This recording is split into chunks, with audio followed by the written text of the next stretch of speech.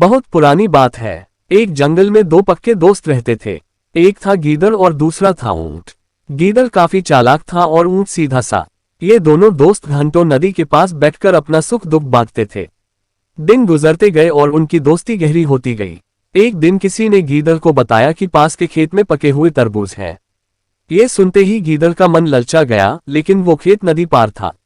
अब नदी को पार करके खेत तक पहुंचना उसके लिए मुश्किल था, इसलिए वो नदी पार करने की तरकीब सोचने लगा। सोचते सोचते वो ऊंट के पास चला गया। ऊंट ने दिन के समय गीदड़ को देखकर पूछा, मित्र तुम यहाँ कैसे?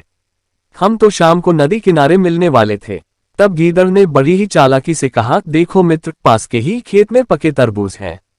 मैंने सुना है तरबूज बहुत मीठे हैं, तुम उन्हें खाकर खुश हो जाओगे, इसलिए तुम्हें बताने चला आया। ऊंट को तरबूज काफी पसंद था। वो बोला, वाह, मैं अभी उस गांव में जाता हूँ, मैंने बहुत समय से तरबूज नहीं खाए हैं।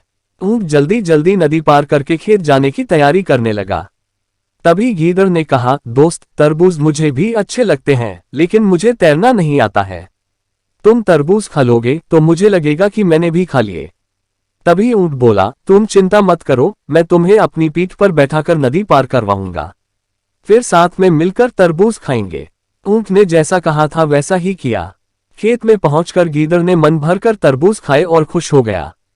खुशी के मारे वो जोर जोर से आवाजें निकालने लगा। तभी ऊंट ने कहा, तुम शोर मत मचाओ, लेकिन वो माना नहीं। गीदड़ की आवाज सुनकर किसान डंडे लेकर खेत के पास आ गए। गीदड़ चालाक था, इसलिए जल्दी से पेड़ों के पीछे छुप गया। ऊंट का शरीर बड़ा था, इसलिए वो छुप नहीं पाया। किसानों ने गुस्से के मारे उसे बहुत मारा। किसी तरह अपनी जान बचाते हुए ऊंट खेत के बाहर निकला। तभी पेड़ के पीछे छुपा गीदड़ बाहर आ गया।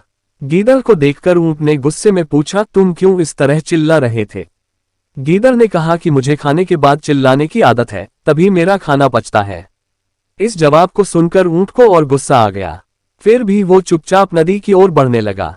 नदी के पास पहुंचकर उसने अपनी पीठ पर गीदड़ को बैठा लिया। इधर ऊंट को मार पड़ने से मन ही मन गीदड़ खुश हो रहा था। उधर नदी के बीच में पहुंचकर ऊंट ने नदी में डुबकी लगानी शुरू कर दी। गीदड़ डर गया और बोलने लगा, यह क्या कर रहे हो? गुस्से में ऊंट ने कहा, मुझे कुछ खाने के बाद उसे हजम करने के लिए नदी में डुबकी मारनी पड़ती है। गीदड़ को समझ आ गया कि ऊंट उसके किए का बदला ले रहा है। बहुत मुश्किल से गीदड़ पानी से अपनी जान बचाकर नदी किनारे पहुंचा। उस दिन के बाद से गीदड़ ने कभी भी ऊंट को परेशान करने की हिम्मत नहीं की। कहानी से सीख। ऊंट और गीदड़ की कहानी से यह सीख मिलती है कि चालाकी नहीं करनी चाहिए। अपनी करनी खुद पर भारी पड़ जाती है।